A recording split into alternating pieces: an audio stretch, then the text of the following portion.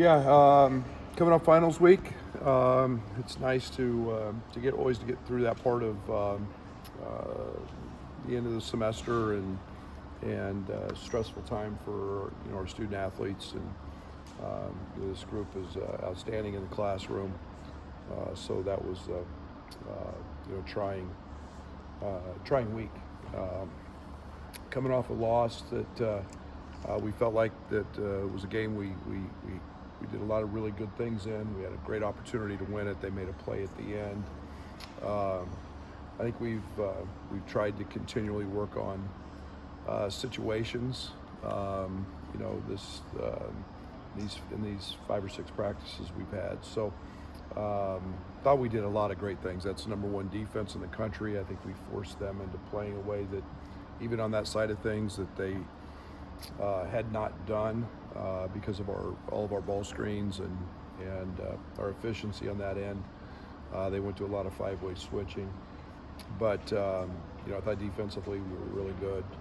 Obviously, the Gainey kid made the play, but now we get the bragging rights. 44 years of what I think is one of the intriguing rivalries in all of college basketball. I think these are the games that are so good for our sport, and obviously so much respect for Dennis and the job he's done, the history of the program going back to Norm Stewart, and my days as a player in the Big 8, playing Mizzou. So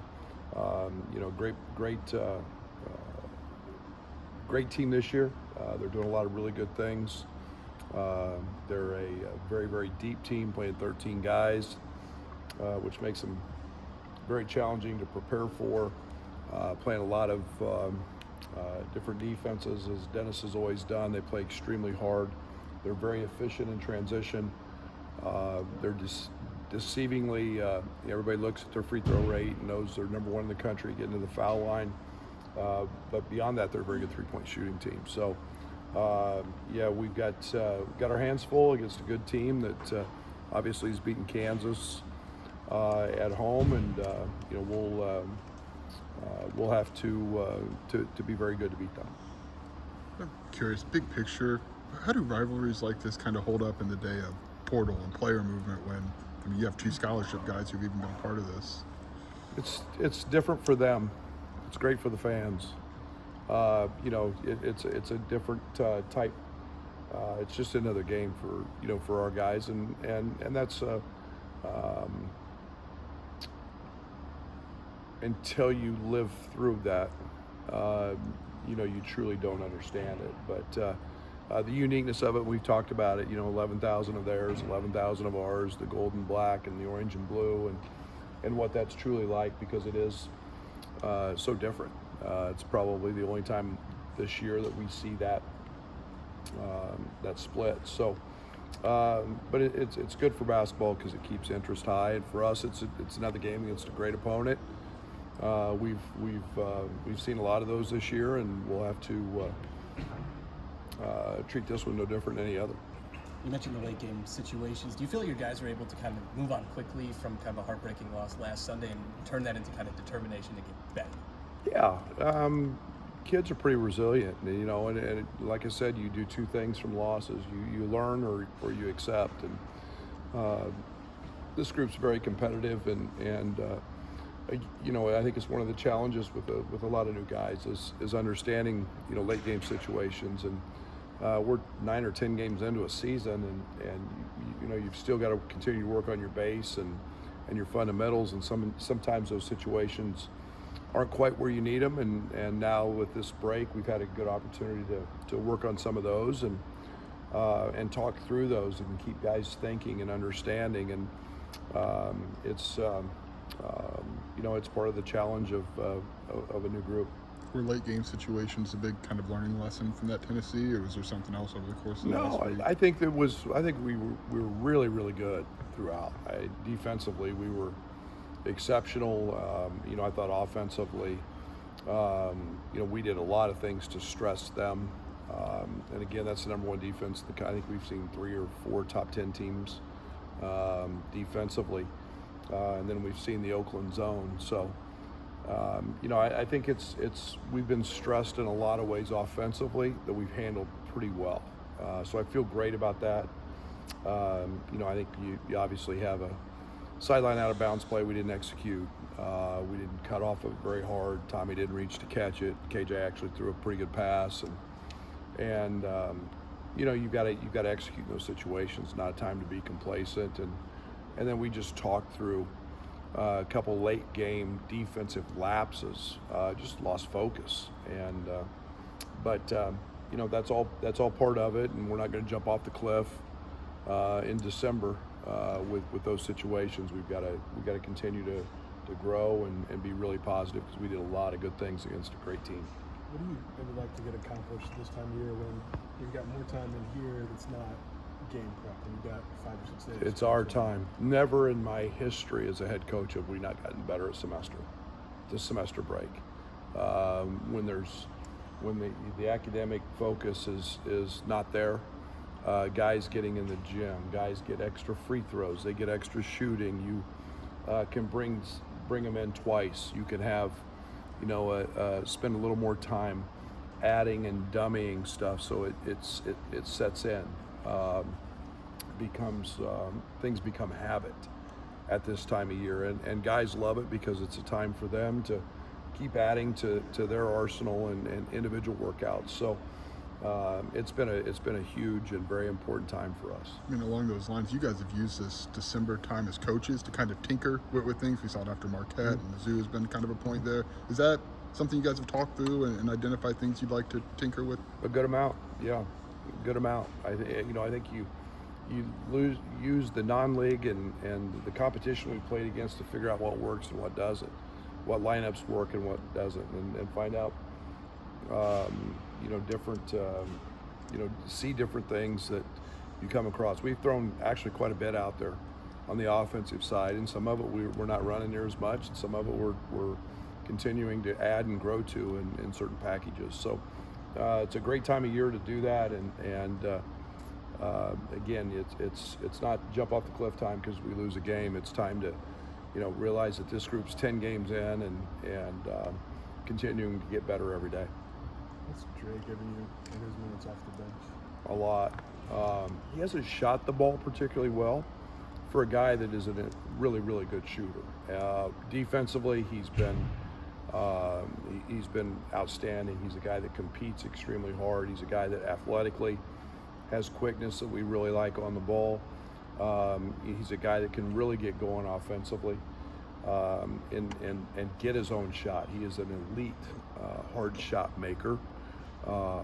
But his leadership, he's been a guy that hasn't been afraid to step up into that role. So those are all things that have been really positive for us. And he talked about there not being a drop off defensively when he came in for Kylan and having that same intensity. What does that do to the other team when there's not a break? They've had Kylan for 6 minutes. And yeah, it's great.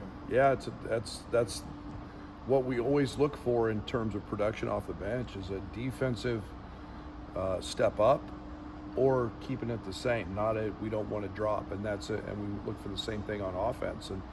And we get a defensive lift with Draven. We get it with Merez. We get it with a little offensive punch with Will, and things change a little bit schematically for the other team when those guys come in the game. So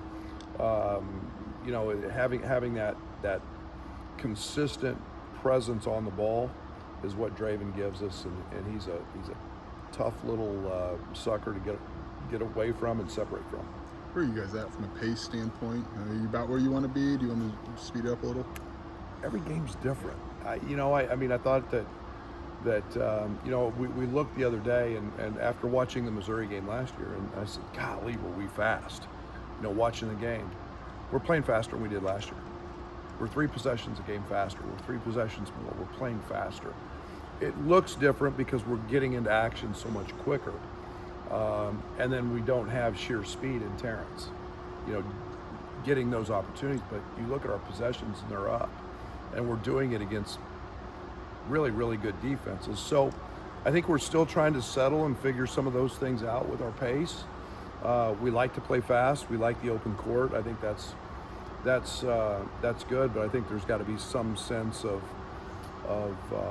sanity in terms of what we do on that side. Are you surprised that you're 3 possessions faster, just maybe from just not seeing Terrence sprinting at 100 miles an hour? Yeah, you get in awe of what TJ did, and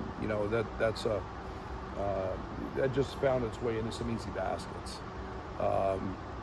We're still pretty doggone fast, and I think that we're just doing it this year, and we're playing into so many ball screens. Our efficiency ball screen wise is really good.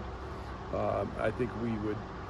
I was looking back at when I had Juwan Evans and Juwan's usage compared to what KJ's usage is.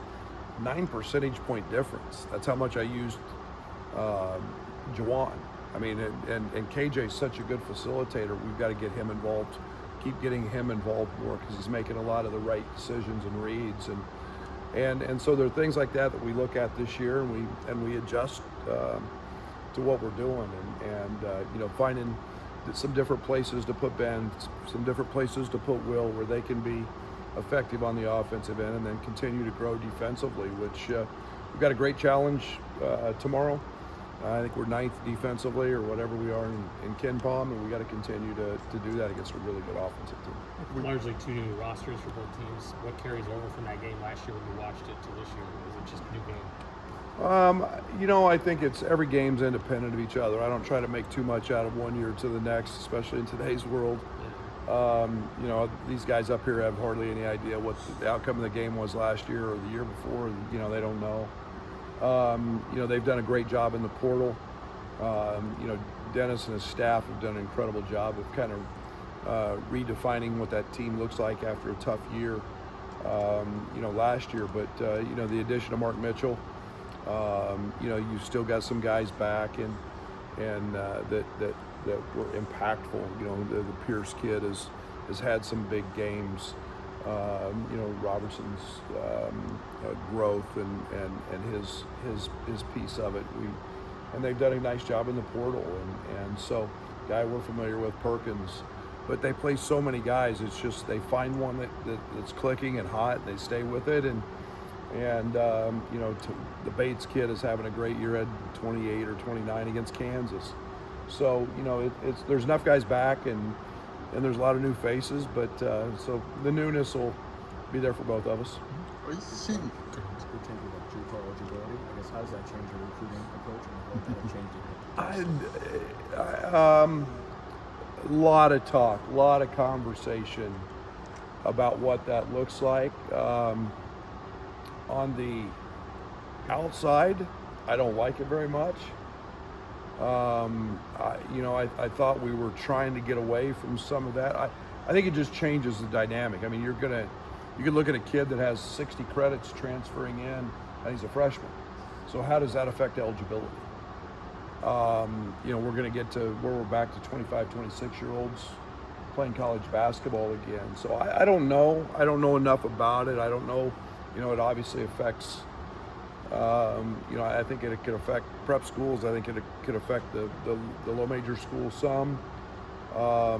Kids that opt to go to junior college and get their base classes out of the way. And I don't know. To be honest, when the court ruling happened, we were in the middle of this, and I was recruiting. I haven't just dove into it a lot superficially, and I'm not a big fan. You gonna try and get your 2 years back? Oh man, I mean, I lost out on so much in NIL back, and I got my $25 a month laundry money, at K-State, and there's not one person that would take me with my 2 years back. See you guys there.